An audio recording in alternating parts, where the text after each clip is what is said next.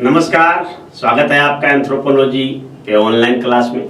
और आज हम आपके लिए जो टॉपिक लाए हैं वो बेहद इम्पोर्टेंट है और उस टॉपिक का नाम है प्रजाति यानी रेस। बीपीएससी यूपीएससी मुख्य परीक्षा में एंथ्रोपोलॉजी ऑप्शनल की बात किया जाए तो इस सेक्शन से एक क्वेश्चन अवश्य ही रहेगा। और अगर इस सेक्शन को पूरी तरह से हम तैयार कर लेते हैं तो और उसमें अगर हम कंसेप्ट बना लेते हैं तो बहुत ज़्यादा याद करने की या रटने की ज़रूरत नहीं है, बल्कि उस कंसेप्ट के सहारे आप जिस अनुरूप प्रश्न पूछा गया है, जिस तरह से ट्विस्ट करके पूछा गया या जितना भी अप्लाइड नेचर का सवाल हो, आप भली भांति तरीके से उसको सॉल्व कर सकते हैं। परीक्षा हॉल में आप अपना बढ़िया शैली से अपना उत्तर लेखन कर सकते हैं ताकि आपको अधिक से अधिक नंबर मिले। तो पूरा जो ये प्रजाति का टॉपिक है इसे हम 4-5 भाग में बांटे हैं और 4-5 भाग में इसको हम कंप्लीट करेंगे। यूँ कहा जाए तो फिजिकल एंथ्रोपोलॉजी का लगभग 20% जो कवर करता है वो प्रजाति ही कवर करता है। तो प्रजाति को हम बढ़िया से समझ लेंगे। प्रजाति मतलब है क्या?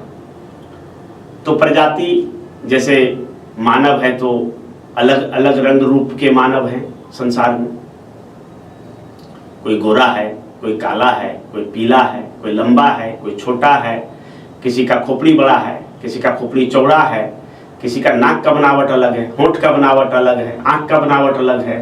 ठीक है, तो इस आधार पर मानव को विभिन्न प्रजातियों में बांटा गया। हालांकि ये बंटवारा भी उचित नहीं है, जिस पर हम बाद में चर्चा करेंगे, क्योंकि ये जिस आधार पर कह दिया गया कि मानव की कई प्रजातियां हैं, परंतु अगर बायोलॉजिकली हम देखें, अगर जैविकी अवधारणा के साथ देखें तो मानव को हम प्रजाति में नहीं बांट सकते हैं। जिस तरह से अगर आप देखें कुत्ते की प्रजातियां होती है, बिल्ली की प्रजातियां होती है, जितने भी जीव जंतु या पेड़ पौधे या पशु पक्षी हैं, सबकी अलग अलग प्रजातियां होती है। यानी एक जीनस होता है और दूसरा स्पीशीज, दो नामों से इसलिए डोनेट भी किया जाता है। तो अगर मानव के संबंध में बात करें तो मानव की एक ही प्रजाति आज धरती पर जीवित है जिसका नाम है होमो सेपियंस। और मानव की पूर्व की जो प्रजातियां हैं, चाहे वो रामापिथिकस हो, उससे भी पहले अगर ड्रायोपिथिकस को ले लें जो पेड़ पर रहता था उसको अगर रख ले, या फिर रामापिथिकस के बाद अस्ट्रालोपिथिकस को रख ले, अस्ट्रालोपिथिकस के बाद होमो हैवेलिज को रख ले, या फिर होमो इरेक्टस को रख ले, या फिर आप निएंडरथल को रख ले, तो ये सब मानव की प्रजातियां थी जिनमें से कोई भी धरती पर आज जीवित नहीं है, सभी विलुप्त हो चुके हैं। एकमात्र मानव का प्रजाति होमो सेपियंस यहाँ पर जीवित है। परंतु आज जो हम प्रजाति का संदर्भ ले रहे हैं उसका कुछ दूसरा मीनिंग है, क्योंकि इंग्लिश में प्रजाति का जो आप देखते होंगे जो इंग्लिश रूपांतरण होता है हिंदी प्रजाति का, तो उसका रूपांतरण होता है स्पीसीज। लेकिन यहाँ स्पीसीज से अर्थ नहीं है, यहाँ रेस से संदर्भ है। रेस मतलब मानव की प्रजातियां। ठीक है, तो ये फिजिकल एंथ्रोपोलॉजी का टॉपिक है और इसके अंतर्गत हम आज पढ़ेंगे प्रजाति। प्रजाति के बारे में थोड़ा बहुत तो आप समझ ही गए होंगे कि मानव को उसके रंग रूप और शारीरिक आकार प्रकार और ढांचा के आधार पर अलग अलग प्रजातियों में बांटा गया है। हालांकि यह बनावट भी सही नहीं है। चलिए, तो सबसे पहले हम देखेंगे कि प्रजाति के अंतर्गत हम पढ़ेंगे कौन कौन सा टॉपिक। ठीक है, तो टॉपिक्स के बारे में पहले चर्चा कर लेते हैं कि अब ये टॉपिक्स बीपीएससी परीक्षा को ध्यान में रखकर बनाया गया है। यूपीएससी परीक्षा में 1-2 टॉपिक और जुड़ जाएंगे, क्योंकि यूपीएससी और बीपीएससी में जो एंथ्रोपोलॉजी ऑप्शनल का डिफरेंसेस देखें तो वो ये है कि बीपीएससी की अपेक्षा 30 से 35% सिलेबस यूपीएससी में ज़्यादा है। बीपीएससी में 30-35% सिलेबस कम पढ़ना पड़ता है एंथ्रोपोलॉजी, तो उसी के लिहाज से बनाया गया। तो सबसे पहले इसमें हम देखें तो पढ़ेंगे सबसे पहले हम पढ़ेंगे प्रजाति की अवधारणा यानी कंसेप्ट ऑफ रेस। क्या प्रजाति की अवधारणा? अगर इसको बढ़िया से हम समझ लिए तो प्रजाति पर हम लिख सकते हैं, क्योंकि आप जब क्वेश्चन लिखेंगे तो भूमिका में ये सवाल तो आएगा ही आएगा कि हम क्या लिखें, तो प्रजाति लिख सकते हैं। फिर है कि प्रजातिवाद क्या है, जिस तरह से भारत में हम कहते हैं जातिवाद, तो उसी तरह से प्रजातिवाद, अलग अलग समूह के प्रजाति, गोरे लोग अपने आप को श्रेष्ठ मतलब बताते हैं। किसी जमाने में पीले लोग जो मंगोल थे वे अपने आप को श्रेष्ठ बताए, तो किसी जमाने में काले लोगों का भी जमाना आएगा, वो भी अपने आप को श्रेष्ठ कहेगा। तो ये जो प्रजातिवाद यानी रेसिज्म, उसकी क्या अवधारणा है उसको देखेंगे। फिर आप देखिए, अब प्रजातिवाद की जो अवधारणा को हम देखेंगे तो उसमें एक तथ्य उभर कर आएगा सामने कि प्रजातिवाद की जो अवधारणा है वो भ्रामक है, ये सही नहीं है। क्योंकि प्रजातिवाद की जो अवधारणा है वो हमेशा बदलता रहा है, कभी भी एक जैसा नहीं रहा। प्रजाति को कभी किसी चीज के साथ, कभी रंग रूप के साथ जोड़ दिया गया, कभी भाषा के साथ जोड़ दिया गया, कभी राष्ट्र के साथ जोड़ दिया गया, कभी भौगोलिक जो परिदृश्य है उसके साथ जोड़ दिया गया। इसको भी हम लोग देखेंगे कि प्रजाति की अवधारणा किस तरह से भ्रामक है। ठीक है, भ्रामक इसलिए कि मानव की विभिन्न प्रजातियों के बीच जो है वो समानता अधिक है, अंतर कम है। फिर समय के साथ जो प्रजातिवाद की अवधारणा में परिवर्तन आता चला गया। ठीक है, आज से हम 40-50 वर्ष पहले देखें तो प्रजातिवाद की अवधारणा कुछ और थी, आज और है। नए नए अवधारणाएं स्थापित हुई है, साइंस और टेक्नोलॉजी के खोज ने, प्लस जो आधुनिक दर्शन है, जो नई हमारी सभ्यता संस्कृति है, उसके अनुसार से प्रजातिवाद की अवधारणा में समय के साथ जो परिवर्तन आता चला गया तो उसको भी हम देखेंगे। फिर है प्रजाति वर्गीकरण के आधार। प्रजाति अगर वर्गीकरण किया गया है तो किस आधार पर किया गया है? तो सामान्य रूप पर प्रारंभ में क्या किया गया कि रंग रूप और शरीर के आकार प्रकार जो उसका ढांचा है तो उसके आधार पर प्रजातियों का वर्गीकरण किया गया, तो उसे हम शारीरिक आधार कहते हैं। परंतु बाद में मानव विज्ञानियों ने देखा कि नहीं ये गलत है, तो बाद में आनुवांशिक आधार पर किया जाने लगा। तो आनुवांशिक आधार पर जो किया जाने लगा वो ज्यादा सटीक है, तो इसको हम लोग देखेंगे। फिर है संसार के मानव जनसंख्या, जो भी संसार के पूरे जितने भी मतलब जो 7 कंटिनेंट हैं, ठीक है, तो उनमें से एशिया, अफ्रीका, यूरोप, उत्तरी अमेरिका, दक्षिणी अमेरिका, ओशिनिया और अंटार्कटिका। अंटार्कटिका में तो आदमी रहता नहीं है, परंतु हम रह सकते हैं। तो इसमें जितने भी हैं, अभी आज का ही खबर है, आप लोगों ने पढ़ा होगा कि किस तरह से संपूर्ण जो दुनिया की जनसंख्या है वो 8 अरब से अधिक हो गई है, और उनमें भारत की जनसंख्या काफी तेजी से बढ़ रही है, और ये जो है 2023 तक चीन को पीछे छोड़ देगा। ये खबर आज के ही पेपर में आपने पढ़ा होगा। तो 8 अरब की जनसंख्या हो गई। इन जनसंख्या का अगर प्रजाति वर्गीकरण किया जाए, गलत हो या सही हो डजंट मैटर, परंतु अगर प्रजाति वर्गीकरण किया गया जाए तो किस तरह से करेंगे, तो इस टॉपिक को देखेंगे। फिर भारत में प्रजाति वर्गीकरण, ये तो पूरा विश्व का हो गया, भारत का कुछ अलग होगा वही, लेकिन जो है भारत का जो सिनेरियो होगा थोड़ा सा अलग होगा, उसमें और थोड़ा विस्तार से सूक्ष्मता के साथ करेंगे। तो ये भारत में प्रजाति वर्गीकरण, ठीक है। ये रेशियल क्लासिफिकेशन का 2-3 टॉपिक इससे सवाल आता है। और उसके बाद एक टॉपिक आता है प्रजाति निर्माण, रेस फॉर्मेशन। कैसे होता है रेस फॉर्मेशन? तो इसमें जो जेनेटिक इफेक्ट होता है, जो इन्वायरमेंटल इफेक्ट होता है, उनको हम लोग देखेंगे। तो आइए एक एक जो टॉपिक को हम बारी बारी से देखेंगे। इनमें से कुछ टॉपिक आज करेंगे। आज कौन कौन सा टॉपिक करेंगे? तो आज आप देख लीजिए, आज हम प्रजाति की अवधारणा को देख लेंगे, प्रजातिवाद को देख लेंगे, प्रजातिवाद की अवधारणा भ्रामक है इसको देख लेंगे, समय के साथ प्रजातिवाद की अवधारणा में बदलाव आता चला गया इसको देख लेंगे, और फिर बाकी ये सब जो है, ठीक है, इधर वाला इस पोर्शन को हम लोग पहले देख लेंगे, इस पोर्शन को हम लोग बाद में देखेंगे। आइए इस पोर्शन को हम लोग चलते हैं। प्रजाति की अवधारणा। तो प्रजाति की अवधारणा आप लोग जान ही चुके हैं कि आमतौर पर सामान्य अर्थ में ये देखा गया है कि रंग, रूप, भाषा, संस्कृति, राष्ट्र, धर्म, विभिन्न पैरामीटर्स के आधार पर संपूर्ण विश्व के मानव जनसंख्या को अलग अलग प्रजातियों में बांटा जाता रहा है। परंतु जैसे जैसे विज्ञान, चिकित्सा विज्ञान और नई अवधारणाएं स्थापित होती गई, वैसे वैसे यह माना जाने लगा कि नहीं, प्रजाति जो है वो क्या है कि महज जैविकी अवधारणा है, यानी जो बायोलॉजिकली डिफरेंसेज है वही है प्रजाति। उसका अर्थ हम भाषा से, संस्कृति से या सुपरमैसी से या किसी अन्य पैरामीटर के आधार पर नहीं रख सकते हैं। हर व्यक्ति का जो शारीरिक रंग रूप होता है वो उसमें अंतर होता है। हम सभी मानव हैं, तो हमारे बीच जितनी समानता है उतनी ही असमानताएं ही है। दोनों एक चीज है, यानी सिमिलरिटीज और डिफरेंसेस दोनों एक साथ आपको दिखाई पड़ेगा। जैसे कि हम सारे मानव हैं, तो सारे मानव को क्या है कि 2 हाथ 2 पैर, आंख नाक कान, सारा चीज जो है सेम है। परंतु क्या देखेंगे, जब गौर से देखेंगे तो आपको इसमें फिर 2 चीज नजर आएगा। एक नजर आएगा कि एक स्त्री है, दूसरा पुरुष है, ठीक है। और भी जब गौर से देखेंगे तो पता चलेगा कि शारीरिक जो बनावट है, रंग रूप, उसमें जो है अंतर है।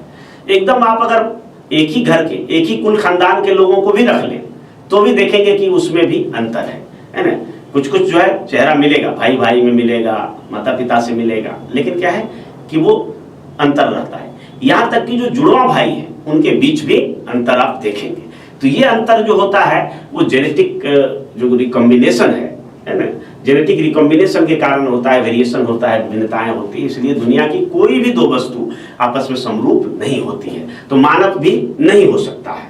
तो इन चीजों को हम लोग, तो प्रजाति क्या है, तो प्रजाति है महज एक जैविकीय अवधारणा है, यानी बायोलॉजिकल कंसेप्ट है, ठीक है। यानी जो हमारा शरीर में शारीरिक जो अंतर है एक दूसरे से, तो वो उसके पीछे कारण है, इस कारण को हम बताएंगे, ठीक है। तो जैविकीय अवधारणा है। तो प्रजाति है क्या, तो प्रजाति क्या है, एक ही वंश है, कोई अलग नहीं है, एक ही वंश है और एक ही जाति है, कोई अलग जाति नहीं है, एक ही जाति है, वंश भी एक है, ठीक है, और जाति भी एक है, ठीक है। और वो उसका नाम है होमो सेपियंस, ठीक है। अब ये होमो सेपियंस धरती पर आया कैसे? आप एंथ्रोपोलॉजी पढ़ रहे हैं तो निश्चित तौर पर आपके अंदर की जो अवधारणा है वो मानव से जुड़ा होना चाहिए, मानव मूल्यों से जुड़ा होना चाहिए, मानवतावाद से जुड़ा होना चाहिए। तब होमो सेपियंस की अगर बात करें तो इसके पीछे भी बड़ी लंबी कहानी है, जिसको कि हम इसी एंथ्रोपोलॉजी में आपको हम पढ़ाएंगे। कैसे कैसे? तो हम लोग जानते हैं कि मानव क्या है, तो मानव का पूर्वज जो है बंदर था, ऐसा कहा जाता है। लेकिन ये सामान्य अर्थों में, साहित्यिक भाषा में या दूसरी भाषाओं में कहा जा सकता है। एंथ्रोपोलॉजिकल भाषा में हम कहेंगे कि मानव पूर्वज बंदर नहीं था बल्कि बानर था, बानर। और ये बानर क्या है, इसको हम प्राइमेट्स कहते हैं, यानी एक तरह से जो बनमानुस है, लंगूर है, ओरंगुटान है, गिब्बन है, बबून है, सिमोंग है, तो ये सभी जो बनमानुस हैं, जिसको कि कपी भी कहा जाता है या एप्स कहा जाता है इंग्लिश में, तो वो है, ठीक है। बंदर भूलवश कह दिया गया तो वो हमारे पूर्वज थे। तो अब जो है उन पूर्वजों का धीरे धीरे मानवीकरण प्रक्रिया प्रारंभ हुआ, यानी इसके हाथ पैर शारीरिक बनावट में धीरे धीरे अंतर होता गया कई स्टेजेज में। यानी हम कह सकते हैं कि लगभग 50 लाख वर्षों में मानव में यह परिवर्तन आया कि धीरे धीरे मानव सीधा खड़ा हो गया, इसके हाथों की इफिशियंसी बढ़ गई, खोपड़ी की इफिशियंसी बढ़ गई, सोचने समझने की क्षमता बढ़ गई, भाषा एवं बोली का विकास हुआ ये। और उस स्टेजेज में देखें तो होमो सेपियंस का जो इतिहास है बहुत ही मतलब छोटा है। तो कितना छोटा है? बहुत ज्यादा छोटा नहीं, लगभग 1-2 लाख वर्ष पहले ही होमो सेपियंस का उद्भव हुआ, ठीक है। और हुआ कहाँ? तो अफ्रीका के बोत्सवाना में माना जाता है। और वहीं से पूरी दुनिया में होमो सेपियंस का विश्व विजय अभियान प्रारंभ हुआ था, और वो आज से 50,000 वर्ष पहले, और विभिन्न मार्गों से होते हुए अब संपूर्ण दुनिया में फैले हैं। लेकिन कुछ जगह नहीं भी जा पाए, जैसे अंटार्कटिका, इसलिए अंटार्कटिका में नहीं है, ठीक है। तो ये जो होमो सेपियंस है तो एक ही जाति है, इसका कोई अलग जाति नहीं है, इसलिए प्रजाति के रूप में इसको हम अलग नहीं रखें। अब क्या है कि तो फिर प्रजाति का कंसेप्ट आया कैसे? क्यों लोग कहते हैं कि ये प्रजाति है, ये मंगोल है, ये काकेशियाई है, ये निग्रो है, ऐसा क्यों कहते हैं? तो मानव जनसंख्या में शारीरिक भिन्नता पाई जाती है, ये पहले भी हम बताया। बायोलॉजिकली माने जैविकी रूप से भिन्नता तो पाई ही जाएगी, और ये जो मॉर्फोलॉजिकल डिफरेंसेज है, ठीक है, उसी के कारण से ऐसा आभास हुआ, ऐसा प्रतीत हुआ कि मानव की भी अलग अलग प्रजातियां होंगी।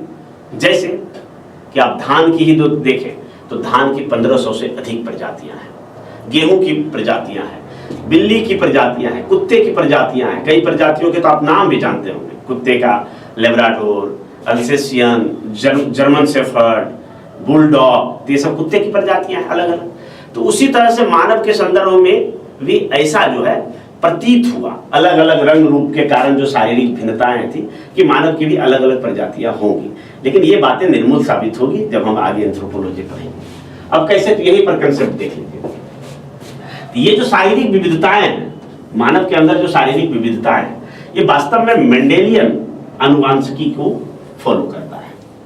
यानी जो मेंडल ने जो जेनेटिक्स की अवधारणा दिया था कि कैसे जो है माता पिता के गुण जो है उनके बाल बच्चों में जाता है और कैसे कैसे उसमें विभिन्नताएं उत्पन्न होती है, तो ये मेंडेलियन आनुवांशिकी। और वास्तव में ये मेंडेलियन आनुवांशिकी के दो कारण होते हैं। पहला तो होता है जेनेटिक, यानी जीन में जो परिवर्तन होता है, जीन में माता पिता के जीन बाल बच्चों में आता है और उसमें भी हमेशा जो म्यूटेशन होते रहता है, उसमें रूपांतरण होते रहता है।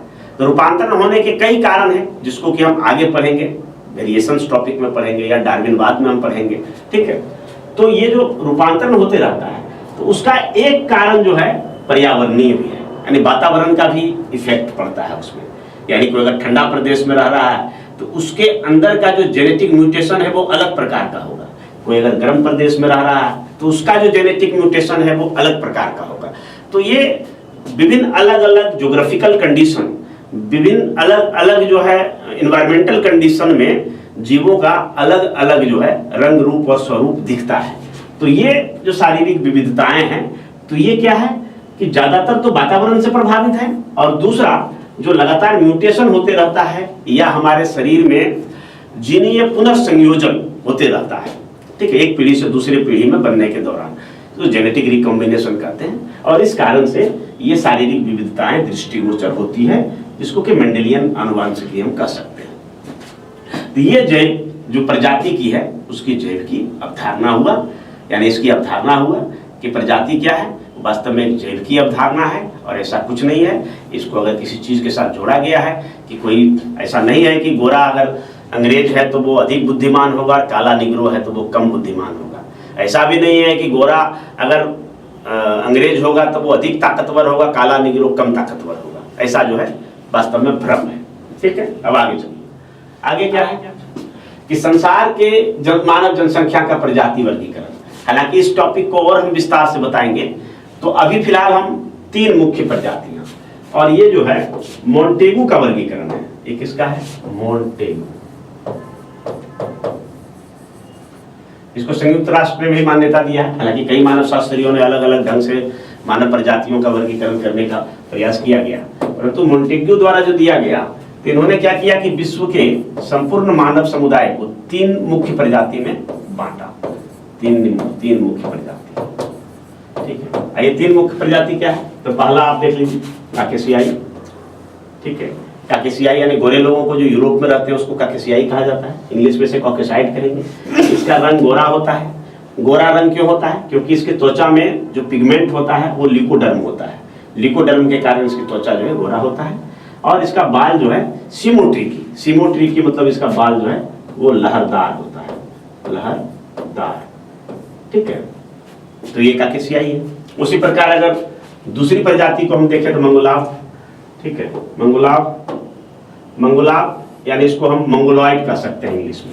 इसका रंग पीला होता है। पीला रंग क्यों होता है? क्योंकि इसमें जो इसके त्वचा में, इसके स्किन में जो पिगमेंट होते हैं वो जेंथोडर्म होते हैं। जेंथोडर्म के कारण इसका रंग पीला होता है।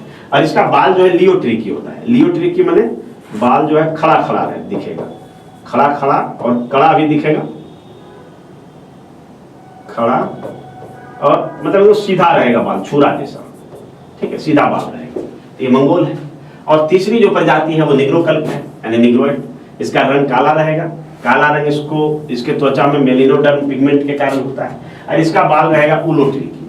उलोट्रिकी यानी कहने का मतलब है कि आप इधर देखें, पहले अगर लहरदार को देखें तो लहरदार बाल कैसा होगा? ऐसा होगा, सो काला रंग से ही करते हैं, ठीक है। बाल कैसा होगा? ऐसा, लहरदार होगा, लहरदार, इस तरह से बाल होगा, ठीक है।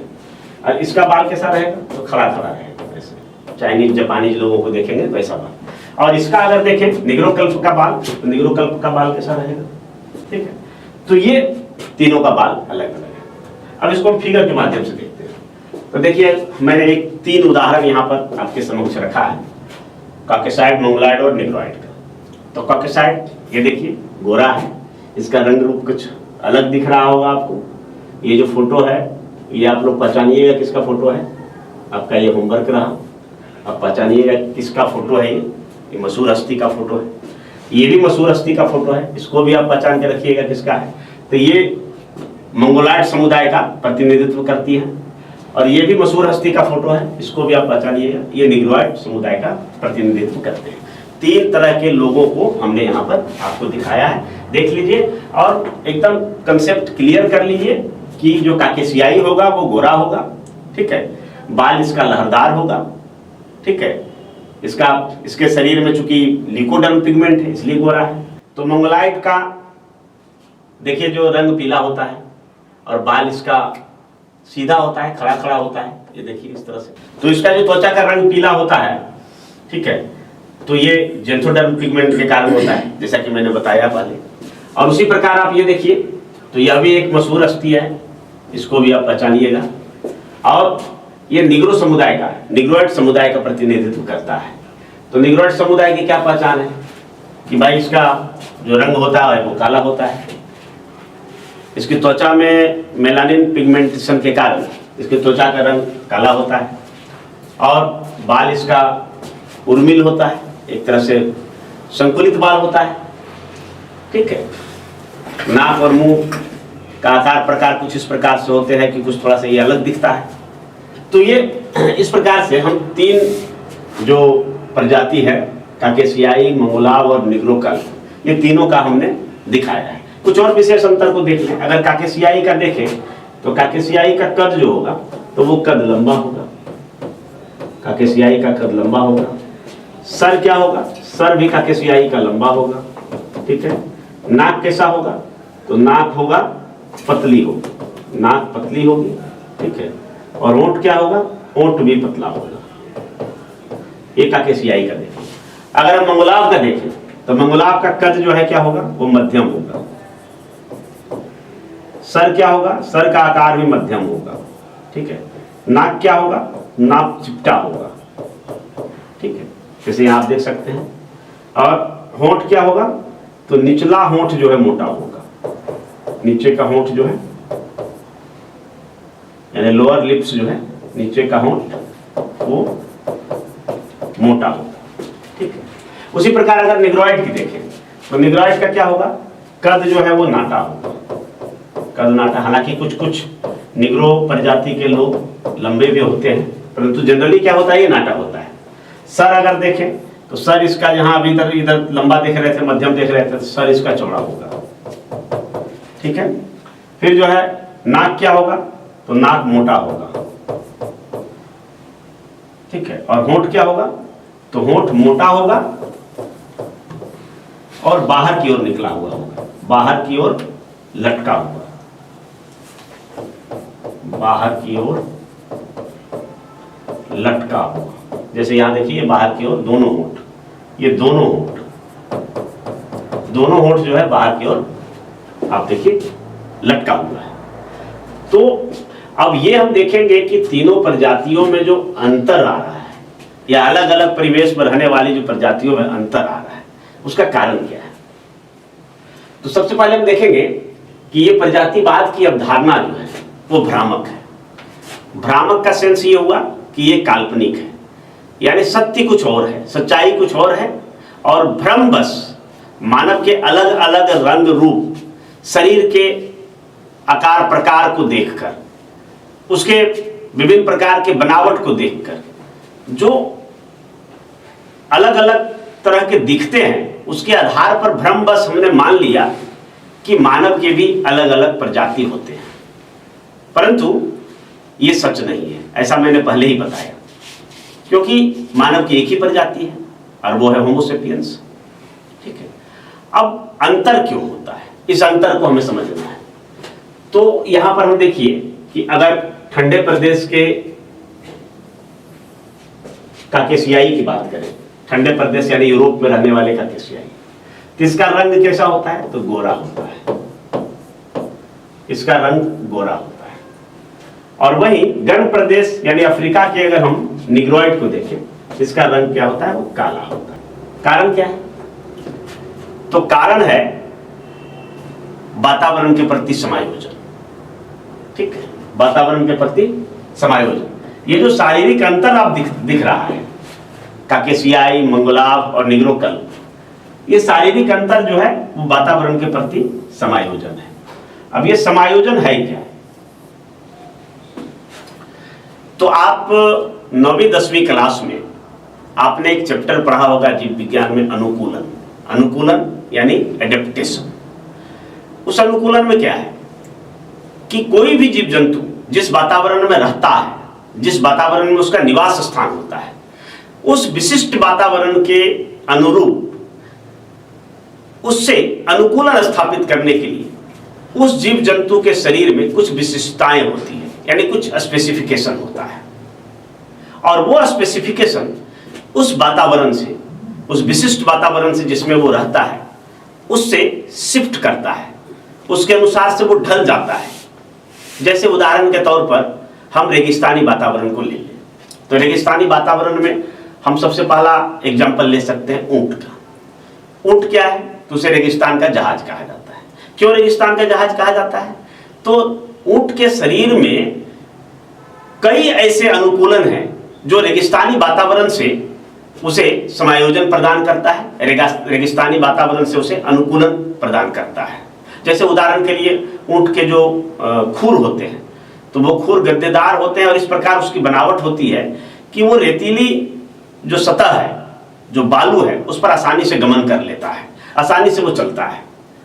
उसी प्रकार दूसरा अनुकूलन देखें तो ऊंट का जो कैविटी होता है, पेट की जो कैविटी होता है, वो काफी बड़ा होता है और वो एक बार में 40 लीटर पानी पी सकता है। और 40 लीटर पानी पीकर वो महीनों तक, महीना 1.5 महीना तक बिना पानी पिए रह सकता है। और साथ ही उसके शरीर से जो पसीना है, वो पसीना कम निकलता है, जिससे पानी का ह्रास कम होता है। इसके अतिरिक्त हम देखें तो ऊंट के यहाँ पर जो है कुबड़ होता है, उस कुबड़ में अतिरिक्त वसा जमा होता है। और वो वसा क्या करता है कि जब उन्हें भोजन नहीं होता है, जब भोजन नहीं मिलता है उसे, तो उस आपात स्थिति में वो वसा का यूज करके अपनी शारीरिक गतिविधियों को चलाता है, यानी ऊर्जा प्राप्त करता है, यानी वसा वहां से खंडित होता है। और इस प्रकार वो महीनों दिन तक भूखा भी रह सकता है। इसके अतिरिक्त ऊंट की जो चमड़ी होता है वो मोटी होती है, और मोटी चमड़ी उन्हें गर्म वातावरण और रेतीली आंधियों से बचाता है। ठीक है, इसके अतिरिक्त उसका जो मुंह होता है, मुंह की बनावट ऐसी होती है, जबड़ा की बनावट ऐसी होती है, वो कंटीली वनस्पतियों को, जैसे नागफनी हो गया, बबूल हो गया, इसको वो खा सकता है। तो ये अनुकूलन उसके अंदर पाया जाता है। रेगिस्तानी वातावरण के और भी जीव जंतु को देखें तो वो रेगिस्तानी वातावरण के प्रति अनुकूलित होते हैं। अगर वनस्पतियों को भी ले लें तो नागफनी, कैक्टस या फिर बबूल जैसी वनस्पतियों को देखेंगे तो उसकी जड़ें काफी गहरी होती है और उसका जो पत्ती, जो लिप्स का जो परत होता है वो वैक्सी होता है, और उसमें जो एस्ट्रोमेटल रंध्र है, जो जिससे कि ट्रांसपीरेशन की क्रिया होती है, बाष्पोत्सर्जन की क्रिया होती है, लगातार पानी का ह्रास होते रहता है, वो भी कम होता है। ठीक है, जिसके कारण कम पानी में भी वो सर्वाइव कर लेते हैं और उसकी जड़ें काफी गहरी होती है। और पत्ती और तना में कोई विशेष अंतर नहीं होता है, जिसके कारण क्या होता है कि तना ही एक तरह से रूपांतरित तना होता है, वही पत्ती होता है, और कांटा होता है, क्योंकि बहुत मुश्किल से वो लाइफ सर्वाइव करता है, उसको भी अगर जीव जंतु आके खा जाएगा तो फिर कैसे रहेगा, तो वो कटीली होता है। तो इस प्रकार से ये अनुकूलन जो है रेगिस्तानी वातावरण में रहने वाले जीव जंतु के अंदर होता है, ताकि उसे रेगिस्तानी वातावरण से समायोजन स्थापित करने में मदद मिल सके। उसी प्रकार अगर ठंडे वातावरण में देखें तो पोलर बियर है, तो पोलर बियर ठंडे वातावरण में कैसे सर्वाइव करता है कि उसका जो शरीर पर पूरा फर होता है, उसके त्वचा के नीचे जो है वसा की मोटी परत होती है जो उसे ठंडे वातावरण से बचाता है। इसके अतिरिक्त वो हाइबरनेशन की प्रक्रिया भी पाई जाती है। ठंड के दिनों में वो सारी जो जीवन की गतिविधियां हैं उसको लगभग शून्य करके वो शीत निद्रा में चला जाता है, और फिर जब अनुकूल मौसम आता है तब फिर वो बाहर निकलता है। तो कई जीव जंतुओं को और अन्य भौगोलिक क्षेत्रों को भी देखें तो वहाँ के जो मौसम की गतिविधियां हैं, जो वहाँ का जोग्राफिकल कंडीशन है, जो उसका इन्वायरमेंट है, उसके प्रति जो है उस जीव जंतु में अनुकूलन की क्षमता होती है। तो यही वातावरण के प्रति जो है वो समायोजन है। यानी कहने का मतलब है कि मनुष्य में भी जो शारीरिक अंतर आपको दिख रहा है वो महज वातावरण के प्रति समायोजन है। कैसे? जैसे उदाहरण के लिए हमने यहाँ दिया है ठंडे प्रदेश में रहने वाले जो यूरोपवासी हैं यानी काकेशियाई, तो वो गोरा होता है। गोरा क्यों होता है? गोरा इसलिए होता है कि इसमें जो मेलानिन पिगमेंट होता है, मेलानिन पिगमेंट वो काफी कम होता है। कम क्यों होता है? कम इसलिए होता है कि ताकि वो अधिक से अधिक सूर्य की किरणों को अवशोषित कर सके। अब ये जो यूरोप के जो प्रदेश हैं वहां पर सूर्य की किरणें तिरछी पड़ती है, तो तिरछी पड़ती है तो बहुत कम वहां के लोगों को त्वचा को सूर्य की किरण मिल पाती है, काफी तीक्ष्ण धूप नहीं रहता है। और यही कारण है कि उसमें ये मेलानिन पिगमेंट कम होने के कारण कि कम सूर्य की रोशनी में भी अधिक से अधिक वो सूर्य की किरणों को अवशोषित करता है ताकि शरीर में जरूरी विटामिन डी का जो संश्लेषण होता है उसको आसानी से किया जा सके। यानी विटामिन डी की संश्लेषण के लिए जरूरी सूर्य की किरणों को वो आराम से सोख लेता है क्योंकि इसके त्वचा में मेलानिन पिगमेंट की मात्रा कम होती है और यही कारण है कि ये गोरा होता है। जबकि गर्म प्रदेश अफ्रीका को देखें तो अफ्रीका के निग्रोइड काले इसलिए होते हैं कि इसमें जो मेलानिन पिगमेंट है, इसमें जो मेलानिन पिगमेंट है उसकी मात्रा काफी अधिक होती है। मेलानिन पिगमेंट की मात्रा काफी अधिक होती है। अधिक क्यों होती है? क्योंकि अफ्रीका में सूर्य की किरण सीधा पड़ती है और काफी गर्म वातावरण होता है, काफी लंबे समय तक सूर्य का किरण रहता है, तो यहाँ पर उतना जरूरत नहीं है लोगों को। अगर ये छांव में भी है वहां भी छन छन के सूर्य की किरण आ रहा है, विटामिन डी का फॉर्मेशन वहां भी हो ही जाएगा उसके शरीर में। तो सूर्य की तीखी किरणों से बचाने के लिए इसके त्वचा में मेलानिन पिगमेंट ज्यादा होता है ताकि जो है सूर्य और उसके जो पराबैंगनी या विभिन्न प्रकार के जो इफेक्ट्स हैं उससे रोका जा सके। और यही कारण है कि ये अफ्रीका के जो अफ्रीका में रहने वाले जो निग्रो हैं या काले लोग हैं उसका त्वचा काला होता है। दूसरा विशेषता को हम नाक का ले सकते हैं।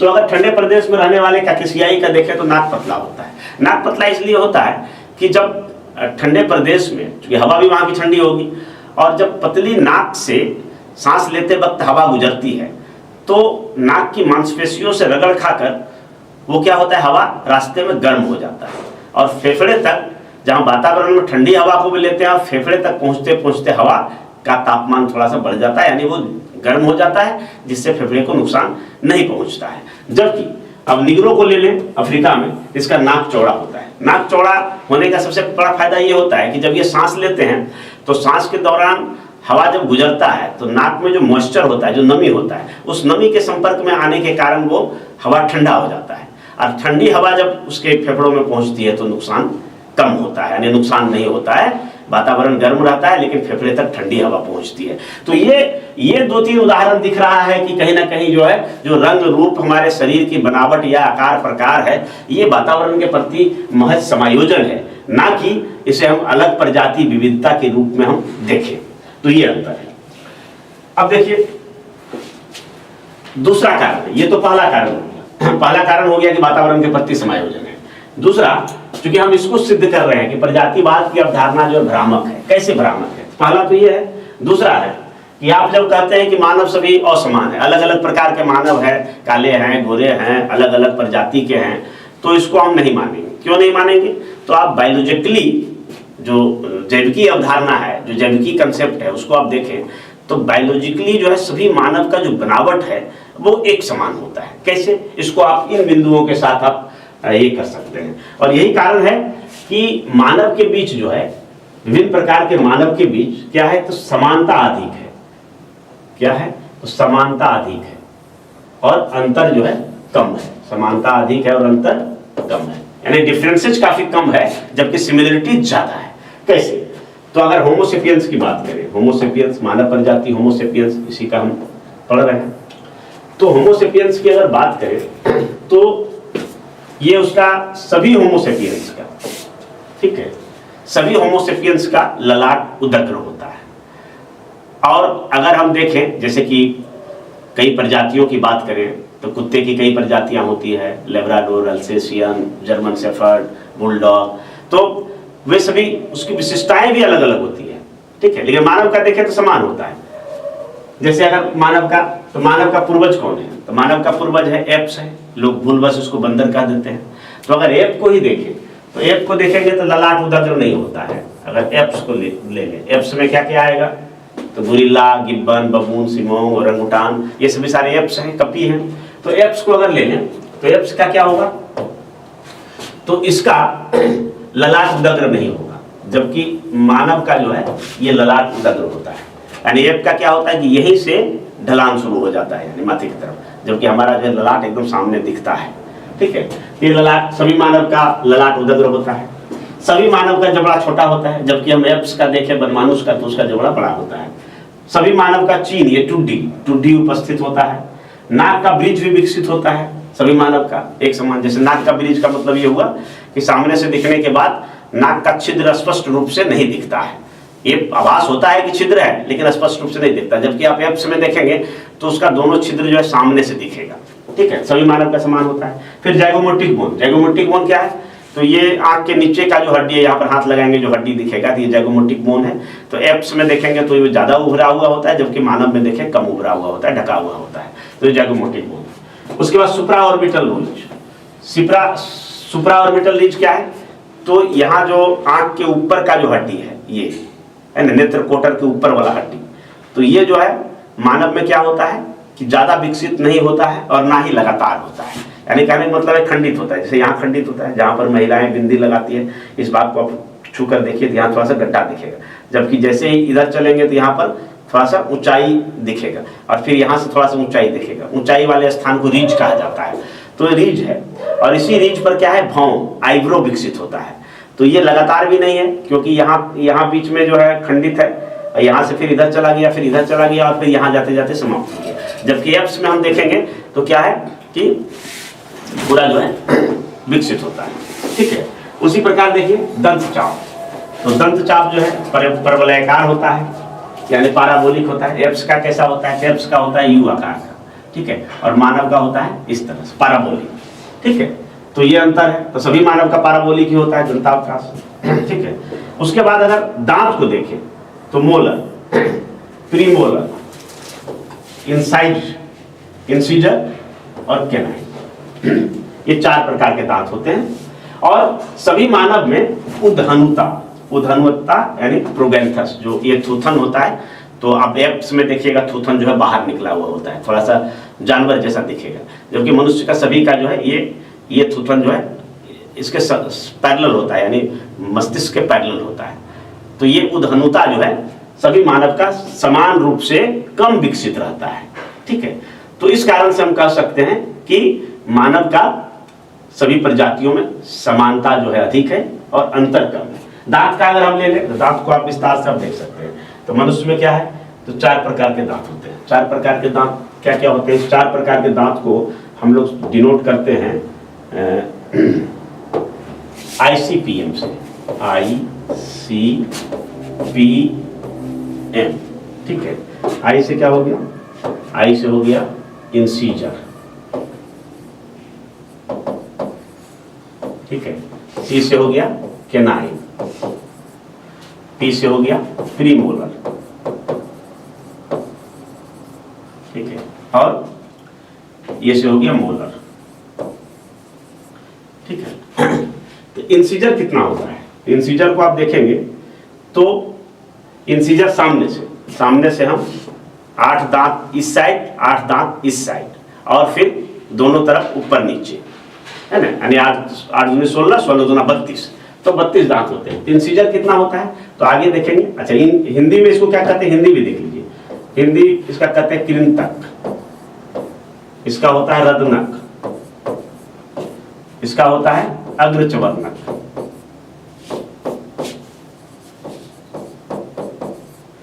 ये हुआ चवर्णक। 4 प्रकार के दांत होते हैं।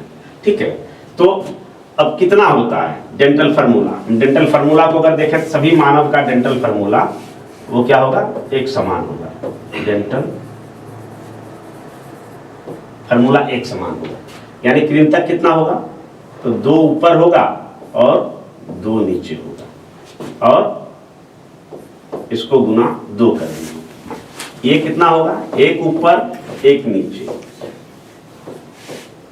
इसको गुना 2 कर दीजिए। अग्र चवर्णक कितना होगा, 2 ऊपर 2 नीचे, इसको भी गुना 2 कर दीजिए क्योंकि 2 जबड़ा है। ठीक है, और चवर्णक कितना होगा, 3 ऊपर 3 नीचे, इसको भी गुना 2 कर दीजिए। इसको शॉर्ट में हम ऐसे फार्मूला लिखा जाता है, जो मानव का डेंटल फार्मूला है उसको हम ऐसे लिख सकते हैं 2 1 2 3 2 1 2 3 गुना 2 बराबर 32 दांत। ठीक है, तो ये इस प्रकार से आप देख सकते हैं कि मानव का डेंटल फार्मूला ये जो 32 दांत होता है, तो सभी मानव के 32 दांत ही होते हैं और दांत बिल्कुल लगातार होता है, कोई अनुपस्थिति नहीं होता है, डायस्टेमा नहीं होता है, यानी सब चीज। तो मानव में समानता कम, समानता अधिक, अंतर कम पाया जाता है। इसके अतिरिक्त कुछ चीज को और देखें, तो जैसे महारंध्र, तो महारंध्र किसको बोलते हैं? Foramen magnum. ये खोपड़ी जो है, तो खोपड़ी से हमारा शरीर का जो संपर्क बनाता है वो मेरुदंड का जो हड्डी, जो गर्दन से होते हुए मेरुदंड का जो स्पाइनल कोड होता है वो खोपड़ी में घुसा होता है। तो जो घुसा होता है तो उसमें यहाँ पर एक छिद्र होता है, उस छिद्र को फोरामेन मैग्नम कहते हैं। तो सभी मनुष्य का फोरामेन मैग्नम जो है वो खोपड़ी के आधार तल पर स्थित होता है, यानी नीचे होता है स्थित, जबकि एप्स में हम देखेंगे तो पीछे होता है, इसी कारण एप्स थोड़ा सा झुका हुआ रहता है। ठीक है, उसी प्रकार ऑसिपिटल बोन देखें, पश्च कपाल, तो पश्च कपाल सभी मनुष्य का जो है बिल्कुल नीचे स्थित होता है, यहाँ इस जगह, जबकि एप्स का देखें तो ऊपर होता है पश्च कपाल, जिसमें कि वो फोरामेन मैग्नम होता है। पश्च कपाल एक वैसा हड्डी है जिसके अंदर जो छिद्र होता है फोरामेन मैग्नम, और उसी फोरामेन मैग्नम के माध्यम से खोपड़ी की हड्डी ऐसे घुसा होता है, खोपड़ी के अंदर जो उस छिद्र के माध्यम से स्पाइनल कोड की हड्डी घुसा होता है। ठीक है, फिर आप मेरुदंड को ले लें, तो मेरुदंड क्या है? तो मानव का जो मेरुदंड होता है वो ऐसा आकार का होता है, ऐसा आकार इस तरह से होता है, जबकि इसका जो एप्स का होता है वो सीधा होता है। ठीक है, मेडियल फुर्रो, पीठ के बीच में जो गड्ढा होता है यहाँ से वहां तक, तो उसको कहते हैं मेडियल फुर्रो। तो सभी मनुष्य में मेडियल फुर्रो समान होता है, सभी मनुष्य के जो मेडियल फुर्रो है वो पीठ के बीच में गड्ढा होता है। ठीक है, फिर लंबर कर्व, लंबर कर्व किसको बोलते हैं? जैसे हम हाथ लगाएंगे तो कमर के नीचे जाएंगे तो थोड़ा सा यहाँ टेढ़ा नजर आएगा, यहाँ मेरुदंड थोड़ा टेढ़ा रहता है जो हमें सीधा खड़ा रहने में मदद करता है। तो लंबर कर्व जो है सभी मनुष्य का लंबर कर्व होता है, और सभी मनुष्य का जो इलियम और स्चियम है इसके बीच का कोण छोटा होता है और ये 3 भाग में विभाजित होता है। 3 भाग में क्या? तो ग्लूटियस मैक्सिमस, ग्लूटियस मेडिकस और ग्लूटियस मिनिमस, तो ये 3 भाग में बटा होता है। और इस कारण से हमारे पैर की विस्तारण की क्षमता वो काफी अधिक होती है, हम फैला सकते हैं, पूरा फ्लैट फैला सकते हैं, जबकि एप्स जो है मनमानुष ऐसा नहीं कर सकते हैं। इसके अतिरिक्त देखिए मनुष्य का फीमर जो है वो सीधा होता है, जबकि मनमानुष का टेढ़ा होता है। ठीक है, हाथ मनुष्य का क्या होता है? छोटा होता है, हाथ मनुष्य का छोटा होता है, पैर क्या होता है? लंबा होता है। सभी मनुष्य का हाथ छोटा, पैर लंबा। जबकि अगर बनमानुष की बात करें तो बनमानुष में आप क्या देखेंगे? तो बनमानुष में देखेंगे कि इसका जो हाथ जो होता है, इसका जो हाथ होता है वो हाथ ही लंबा होता है, हाथ लंबा और पैर जो है छोटा होता है, इसलिए बनमानुष थोड़ा झुक के चलता है और पैर, हाथ जो है उसका जमीन से टच करता है वो चलता है। अंगूठा देखें तो अंगूठा क्या होता है? तो मनुष्य का अंगूठा जो है वो अभिमुख क्षमता वाले होते हैं, अभिमुख क्षमता, यानी अपोजेबल फिंगर होते हैं।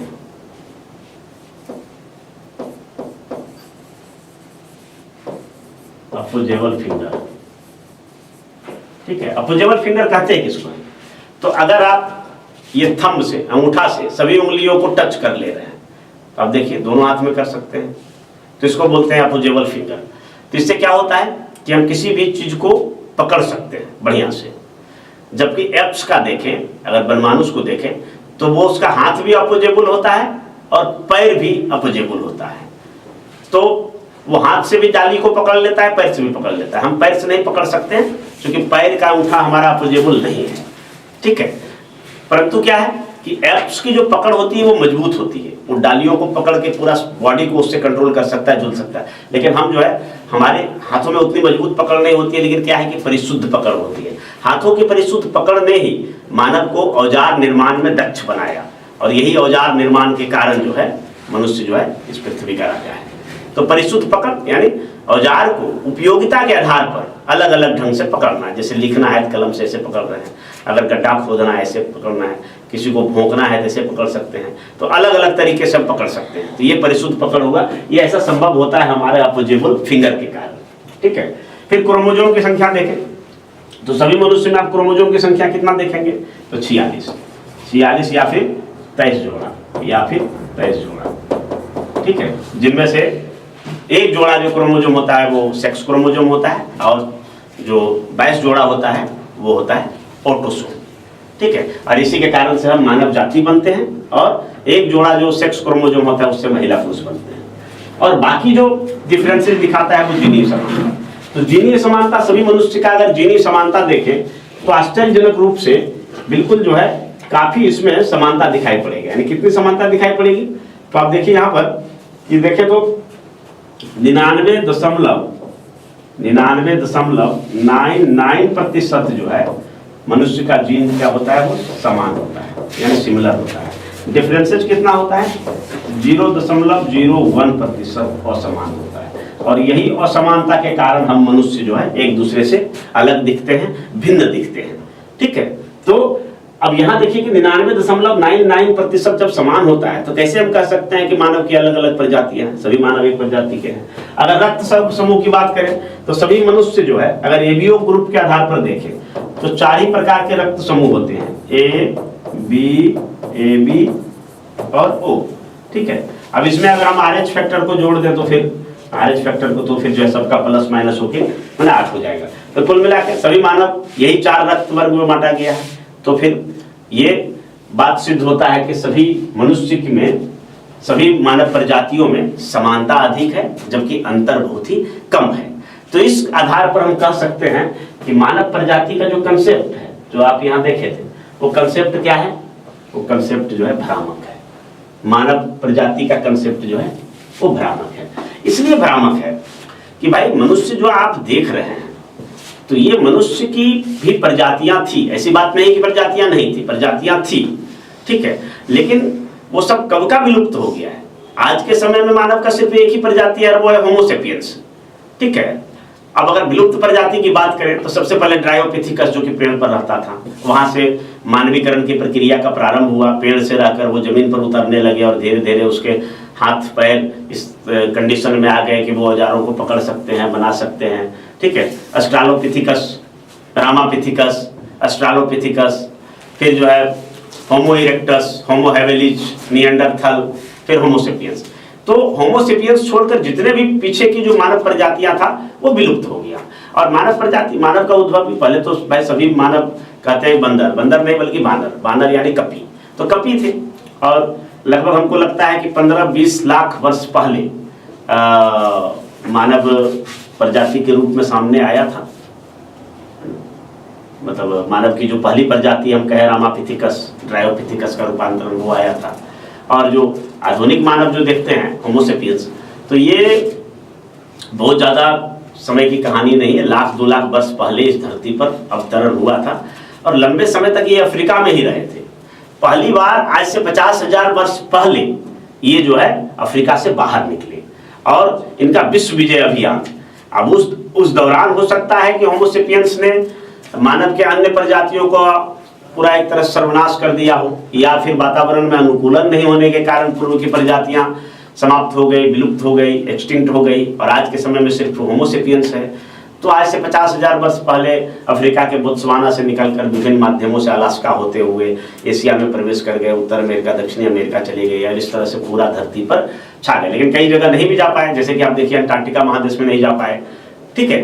तो मानव प्रजाति जो है का बहुत अच्छा। इस संबंध में अगर आप व्यापक जानकारी चाहिए तो इजरायली लेखक है युवल नोआ हरारी,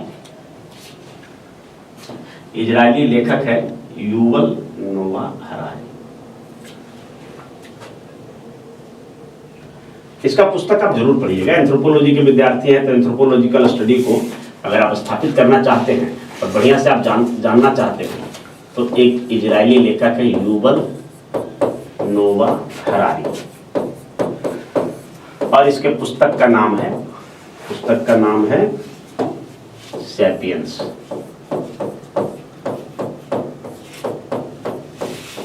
सैपियंस इस पुस्तक में बताया है मानव की उद्भव की कहानी, वो कैसे संसार का विश्व विजय किया, और किस प्रकार से इस पुस्तक को पढ़ने के बाद आपको लगेगा कि हम ब्रह्मांड या फिर इस समय के कितने छोटे कालखंड में निवास करते हैं। तो ये सैपियंस जरूर पढ़िए, ठीक है। अब चलिए हम आगे बढ़ते हैं। अब आगे क्या है, अब अंतर। तो अंतर क्यों है, ठीक है। तो अंतर आपको दिखेगा किसमें, क्या चीज में अंतर दिखेगा, तो अंतर देखिए आपको रंग में दिखेगा अंतर, काला गोरा पीला। कद में दिखेगा लंबा छोटा मध्यम। बाल दिखेगा, है ना, लहरदार सीधा उर्मिल, ठीक है। फिर चेहरा में थोड़ा अंतर दिखेगा, खोपड़ी में अंतर दिखेगा, नाक में जो अंतर दिखेगा, ये सारे जो अंतर है ये क्या है, ये वातावरण के कारण है। वातावरण के कारण है। कुछ जीन का जो 1% जीन अलग है, जैसा कि मैंने बताया कि 99.99% जो जीन है वो समान होता है, 1% अलग होता है, इस कारण से। और ये वातावरण के प्रति जो अनुकूलन है, उस कारण से अनुकूलन स्थापित करने के कारण ही रंग, कद, बाल, चेहरा, खोपड़ी इत्यादि में भिन्नताएं आती है और अलग अलग दिखता है, ठीक है। ये वातावरण के प्रति समायोजन है। अब आइए हम देखते हैं कि प्रजातिवाद की अवधारणा, ऐसा नहीं है कि प्रजातिवाद की अवधारणा हमेशा एक जैसी रही है। कभी कभी इसे धर्म के साथ जोड़ दिया गया, हिंदू प्रजाति, यहूदी प्रजाति, मुस्लिम प्रजाति। कभी कभी इसे भाषा के साथ, राष्ट्र के साथ, संस्कृति के साथ, फिर जो है रंग रूप के आधार पर। तो प्रजातिवाद की जो अवधारणा है पूरे विश्व में समय के साथ बदलती गई और ये प्रजातिवाद का सहारा लेकर मानव के समक्ष जो है भयंकर अत्याचार, रक्तपात और एक तरह से डिस्क्रिमिनेशन जो है, भेदभाव ये किए गए हैं पूरी दुनिया में। आप देखें तो किस तरह से जब वो उपनिवेशवाद का दौर था तो उस समय गोरे काकेशियाई ने पूरे विश्व को रौंद दिया और सबको गुलाम बनाया। उनमें से एक स्लेवरी सिस्टम जो दास प्रथा है, उसके बारे में आप जानते ही होंगे, कितना घिनौना एक मानव का जो ट्रैफिकिंग किया जाता था, दुर्व्यवहार किया जाता था, उसे खरीदा बेचा जाता था गुलामों को। तो ये सब काला इतिहास और अध्याय है जिसे हम, वो एक हमारे लिए सबक है, हालांकि कोई इसे याद नहीं करना चाहता है। और मानव के समक्ष कितने बड़े अपराध थे। तो ये प्रजातिवाद को ही लेकर हुआ। प्रथम विश्व युद्ध हुआ, द्वितीय विश्व युद्ध हुआ, ये सब प्रजाति कहीं ना कहीं नस्ल और प्रजाति में भिन्नता थी और एक प्रजाति अपने आप को दूसरे प्रजाति से श्रेष्ठ मानना और दूसरे को हीन मानने का कारण यही था। और यही कारण था कि फिर उपनिवेशवाद स्थापित हुआ और फिर जो उसके विरुद्ध स्वतंत्रता आंदोलन चले, फ्रीडम मूवमेंट चले और कई सारे देश आज़ाद हुए। तो उनमें हमारा भारत भी है। हमें भी नस्लवाद का शिकार होना पड़ा। हम जानते हैं कि हमारे जो राष्ट्रपिता महात्मा गांधी है, उनको भी नस्लवाद का काफ़ी बड़ा जो है दंश झेलना पड़ा। दक्षिण अफ्रीका में किस तरह से उन्हें जो है ट्रेन से फेंक दिया गया था, ये सब नस्लवाद का सहारा था। किस तरह से द्वितीय विश्व युद्ध में हिटलर ने नस्लवाद का नारा देकर, जो नाजीवाद का नारा देकर यहूदियों का कत्लेआम किया था। ये सारी बात आप इतिहास में पढ़ेंगे। यहाँ हम देखेंगे कि प्रजातिवाद की अवधारणा समय के साथ बदलती गई। कैसे बदलती गई इसको आप देखिए। तो कभी कभी प्रजाति की अवधारणा जो है वो धर्म के साथ जोड़ा गया। धर्म जैसे हिंदू प्रजाति, मुस्लिम प्रजाति, पारसी प्रजाति, सिख प्रजाति, यहूदी प्रजाति, ये अलग अलग धर्म के चश्मे से देखा गया। फिर देखिए राष्ट्र के आधार पर भी कभी प्रजाति को जोड़ दिया। कभी अंग्रेज अलग प्रजाति, जर्मन अलग, फ्रेंच, इटालियन, रूसी, इंडियन या फिर एशियन, है ना, ये अलग प्रजाति। फिर उसी प्रकार देखें कभी संस्कृति के आधार पर, जैसे चीनी संस्कृति, वेस्टर्न कल्चर, अमेरिकी कल्चर, भारतीय कल्चर, अरबी कल्चर, रूसी कल्चर, इस पर भी जोड़ा गया। और बाद में क्या हुआ तो उसको रंग रूप के आधार पर ये जोड़ा गया, जैसे कॉकेशियाइट, भाई कॉकेसाइट, मंगोलाइट, निग्रोड, प्रोटोस्टेलाइट, भूमध्य सागरी, नॉर्डिक। तो इस आधार पर समय के साथ ऐसा नहीं रहा कि प्रजातिवाद की अवधारणा एक ही रहा है, बल्कि समय के साथ प्रजातिवाद की अवधारणा बदलती रही। इवन की यूँ कहें कि 1945 से पहले, जब तक संयुक्त राष्ट्र की स्थापना नहीं हुई थी, तो संयुक्त राष्ट्र की स्थापना से पहले तक प्रजाति का जो अवधारणा था वो विभिन्न दृष्टिकोण से, अलग अलग दृष्टिकोण से समय दर समय देखा गया।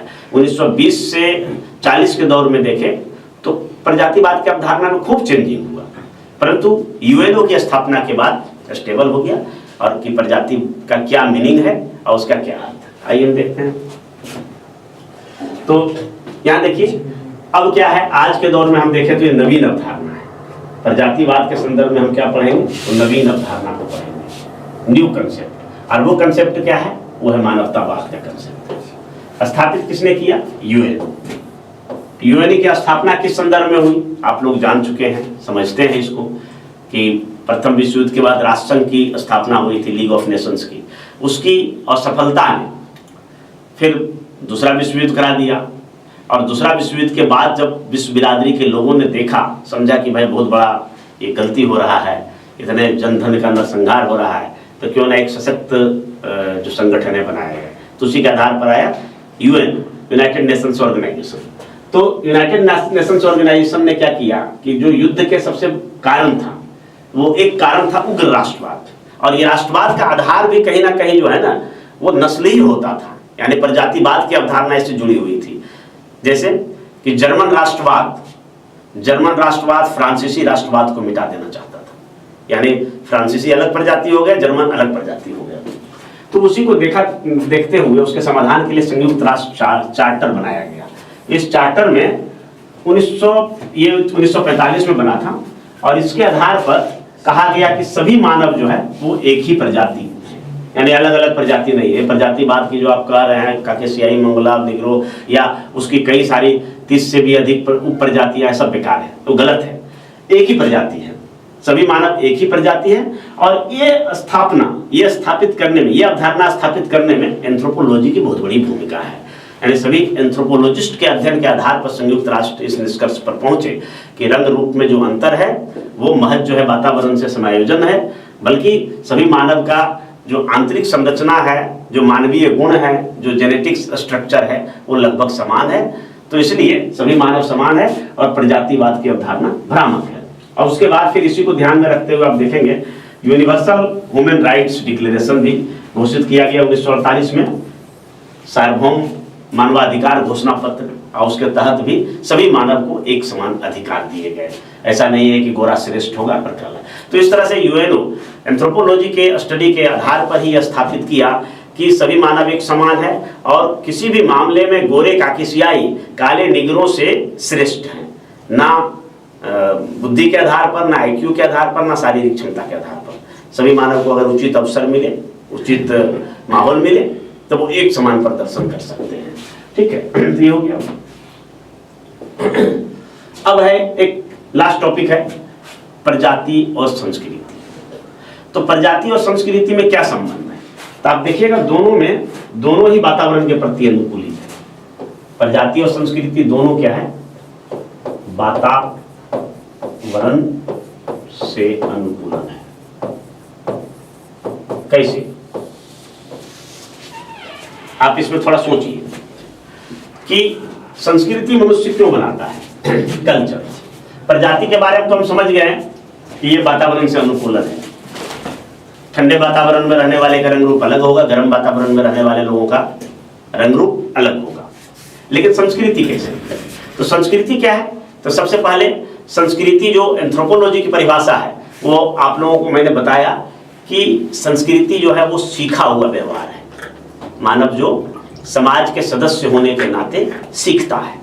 ठीक है, तो क्या सीखते हैं हम? पूर्व से हमारे पूर्वजों ने जो भी आविष्कार किए, उन आविष्कारों को हम एडॉप्ट करते हैं, पूर्वजों की बनाई गई व्यवस्था को एडॉप्ट करते हैं, और आवश्यकता अनुसार उसमें परिमार्जन करते हैं, उसमें संशोधन भी करते हैं। ठीक है, तो मनुष्य ने वातावरण से समायोजन के लिए कई प्रकार की औजार, उपकरण, समाज, सभ्यता, संस्कृति, धर्म, प्रथा, परंपरा, रीति रिवाज इत्यादि का निर्माण किया, ताकि उस विशिष्ट वातावरण से वो समायोजन स्थापित कर सके। जैसे मरुस्थली वातावरण को ले लें, तो मरुस्थली वातावरण का वहाँ का जो समाज होगा, वहाँ की जो संस्कृति होगा, वहाँ का धर्म, प्रथा, परंपरा जो होगा, वहाँ के जो औजार उपकरण होंगे, वो इस प्रकार के होंगे जो उसे मरुस्थली वातावरण से समायोजन या अनुकूलन प्रदान करता है।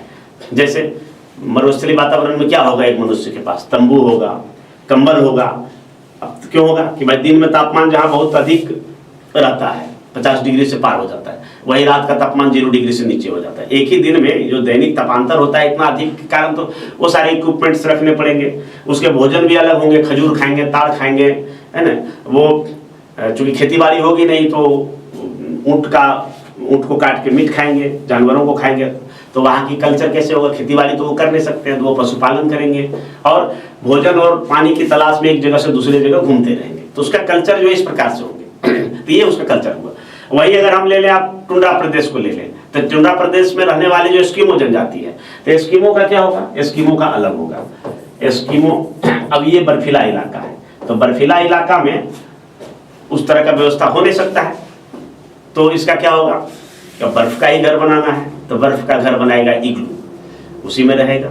अब इग्लू क्या, बर्फ क्या होता है, ताप का कुछ अलग होता है, तो उस घर में इसको थोड़ा गर्मी महसूस होगा, ठीक है। अब इसका भोजन क्या होगा, मछली, वहां तो कुछ मिलेगा नहीं, बर्फ में मछली कैसे पकड़ेगा, पानी तो है नहीं, बर्फ है, तो बर्फ में छिद्र होगा, उस छिद्र में सांस लेने के लिए जो मछली आता है तो उसको वही शिकार करने के लिए इसके पास एक औजार होता है हार्पून, तो हार्पून से इसका शिकार करेगा। अब इसके यातायात के क्या साधन होंगे, तो स्लेज, स्लेज नामक एक गाड़ी होगा जिसको कि कुत्ते और बारहसिंघा जो है इसको खींचेंगे। अब ये रोशनी कहाँ से लाएंगे, तो सील और बालरस मछलियों का जो वो है चर्बी है, उससे वो दीपक जलाते हैं, ठीक है। और इस तरह से बर्फीले वातावरण में ये इस प्रकार की इक्विपमेंट, उपकरण या औजार या इस तरह के प्रथा परंपरा, धर्म, रीति रिवाज रहता है जो उसे बर्फीले वातावरण से समायोजन प्रदान करते हैं। और उसी प्रकार अगर हम चले जाए मैदानी भाग में, तो मैदानी भाग का अलग कल्चर होगा। मैदानी भाग में लोग खेती बाड़ी करेंगे, यहाँ घर बनाएंगे, पक्का मकान बनाएंगे, सड़क बनाएंगे, ये होगा। अगर हम पहाड़ी वातावरण में चले जाएं तो वहाँ लोग अलग प्रकार के घर बनाएंगे, जहाँ अधिक बारिश होती है वहाँ पर बांस का घर बनाएंगे, पहाड़ी में अलग प्रकार के घर होंगे, वहाँ की खेती बाड़ी की भी पद्धति अलग हो जाएगा, ज़्यादातर वहाँ हॉर्टिकल्चर होगा, बागवानी कल्चर मनाया जाएगा, ठीक है, जिसमें कि सीढ़ीनुमा खेत होगा या जमीन को खोद के या छेद करके उसमें जो है खेती बाड़ी किया जाएगा, वहाँ हल बैल चलाना या ट्रैक्टर चलाना मुश्किल होगा। तो इस प्रकार से क्या है कि संस्कृति और प्रजाति दोनों में समानता यह है कि दोनों ही वातावरण से अनुकूलन स्थापित करता है। तो प्रजाति और संस्कृति को यहाँ हम देखते हैं कि दोनों एक ही छोर पर खड़े हैं। तो ये आपका जो प्रजाति का हमने शुरुआत में बताया था कि आज हम 2-3 टॉपिक को चलेंगे, तो ये 2-3 टॉपिक कंप्लीट हुआ ना कि ये क्लास 2 भाग में बंट गया है कुछ व्यवधान के कारण। बाद में इसे हम क्लब करके एक लाइव वीडियो के रूप में आप लोगों के समक्ष उपस्थित कराएंगे। तो यहाँ पर हमने क्या बताया था, फिजिकल एंथ्रोपोलॉजी के अंतर्गत जो प्रजाति का टॉपिक है इसको हम 2 भाग में बांटे हैं। एक तो जो इसको अलग अलग टॉपिक है, बड़ा टॉपिक है, तो इसको हम आगे करते जाएंगे। और यहाँ पर देखिए, तो प्रजाति की अवधारणा को आज हम समझे, प्रजातिवाद को हम समझे, प्रजातिवाद की अवधारणा भ्रामक है ये समझे, और समय के साथ प्रजातिवाद की अवधारणा में परिवर्तन आता गया। तो ये कंसेप्ट आज हम लोग इतना जो 4 टॉपिक है, 4 टॉपिक कंप्लीट किए। और ये टॉपिक जो होगा वो बीपीएससी मेंस में विभिन्न प्रकार के जो प्रजाति पर जो क्वेश्चन आएगा उस क्वेश्चन को लिखने में तो मदद करेगा ही करेगा। साथ ही ये सभी टॉपिक पर शॉर्ट नोट्स भी पूछे जाते हैं डायरेक्ट, तो शॉर्ट नोट्स आप आसानी से लिख लेंगे। जब बड़ा क्वेश्चन कोई नहीं पकड़ा रहा है तो 4 छोटा शॉर्ट नोट्स को आप लिख लेंगे, ठीक है। तो इस प्रकार से हमने जो आज प्रजाति का टॉपिक आप लोगों को कंप्लीट कराया, उसको फिर से एक बार थोड़ा सा समरी के रूप में देख लेते हैं कि भाई प्रजाति क्या है। तो प्रजाति एक जैविकीय अवधारणा है, ठीक है। बायोलॉजिकली लोगों के जो मॉर्फोलॉजिकल अंतर होता है या फिर इंटरनल जो अंतर होता है वो बायोलॉजिकली होता है, वो अन्य तरीके से उसको नहीं लिया जाना चाहिए कि उसकी सभ्यता, संस्कृति या कम बुद्धिमान या अधिक बुद्धिमान या अधिक क्षमता, दक्षता, इन सब चीज़ों पर नहीं लिया जाना चाहिए। प्रजाति क्या है, तो एक जैविकीय अवधारणा है। और लोगों के रंग रूप, जो उसके शारीरिक बनावट है, जो आकार प्रकार में अंतर इसलिए आता है क्योंकि लोग अलग अलग वातावरण में रहते हैं और उस वातावरण के प्रति अनुकूलन स्थापित करने के लिए उसके शरीर में ऐसा अंतर स्थापित होता है। अब क्या है कि प्रजाति, जो हम प्रजाति की बात करते हैं तो जिस तरह से हम अन्य जीव जंतुओं में देखते हैं प्रजातियों का कंसेप्ट, जैसे धान की 1500 प्रजातियां पाई जाती है, गेहूं की बहुत सारी प्रजातियां हैं, आम की बहुत सारी प्रजातियां का आप नाम सुने होंगे, अल्फांसो, सिंदूरी, तो क्या क्या, ठीक है। कुत्ता की प्रजाति है, बिल्ली की प्रजाति है, माने जितने भी जीव जंतु और पेड़ पौधे सभी की अलग अलग प्रजातियां हैं। ऐसी बात मानव के साथ नहीं है। होमोसेपियंस एक ही प्रजाति है और उस प्रजाति के लोग अगर अलग अलग दिख रहे हैं तो उसका कारण है वातावरण में परिवर्तन, और दूसरा है मेंडेलियन जेनेटिक्स, क्योंकि हर पीढ़ी, एक पीढ़ी के बाद दूसरा पीढ़ी में कुछ जेनेटिक रिकॉम्बिनेशन होता है, ठीक है। इसी कारण होता है कि बाल बच्चे जो माता पिता के समान तो दिखते हैं लेकिन पूरी तरह समान नहीं दिखते हैं, थोड़ा सा उसमें अंतर होता है, ठीक है। तो ये उसका कारण है।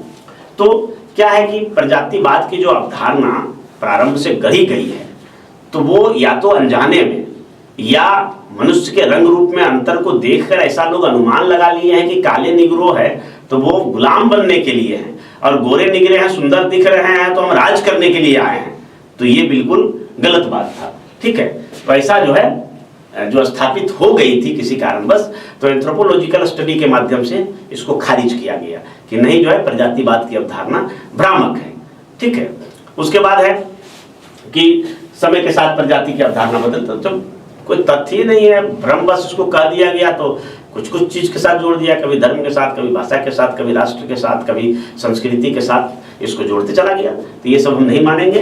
वास्तव में हम मानेंगे कि भाई सभी मानव एक समान है, और इस संदर्भ में हम एक कंसेप्ट को गौर करेंगे, और वो है सांस्कृतिक सापेक्षवाद का सिद्धांत, जो कि फ्रांज बोआस ने दिया था। सांस्कृतिक सापेक्षवाद का सिद्धांत में कहता है कि सभी मानव एक समान है, और कोई भी मानव, यानी अगर मानव प्रजाति की बात करें तो कोई भी मानव प्रजाति एक दूसरे से ना श्रेष्ठ है और ना ही निम्न है। सभी को अगर उचित माहौल और अवसर मिले तो सभी एक समान प्रदर्शन कर सकता है। तो ये सांस्कृतिक सापेक्षवाद कहता है कि कोई भी मानव की संस्कृति ना उच्च है ना निम्न है, हमारा देखने का नजरिया उसे निम्न और उच्च बनाता है। इस नजरिए को अगर हम उसकी चश्मे से देखें तो फिर हमारी गलतफहमी दूर हो जाएगी। तो इस तरह से ये प्रजाति का जो आज का टॉपिक है वो कंप्लीट हुआ है। आगे इसके जो अलग अलग टॉपिक्स हैं वो अलग अलग नाम से आपके क्लास के रूप में उपलब्ध किए गए हैं या उपलब्ध कराए जाएंगे, उसको देखिए। इसका नोट्स हम जो इसके लिए समर्पित व्हाट्सएप ग्रुप है उसमें हम प्रेषित कर देंगे। आप लोग पढ़िए, मन लगा के कंसेप्ट को समझिए। अगर किसी चीज़ को समझ में नहीं आया तो आप वीडियो के कमेंट बॉक्स में आप कमेंट कर सकते हैं। जो हमारे ऑनलाइन विद्यार्थी हैं वो व्हाट्सएप ग्रुप के माध्यम से प्रश्न पूछ सकते हैं, मैं यथासंभव उसका जवाब देने का प्रयास करूंगा। आज का क्लास यही समाप्त करते हैं। धन्यवाद।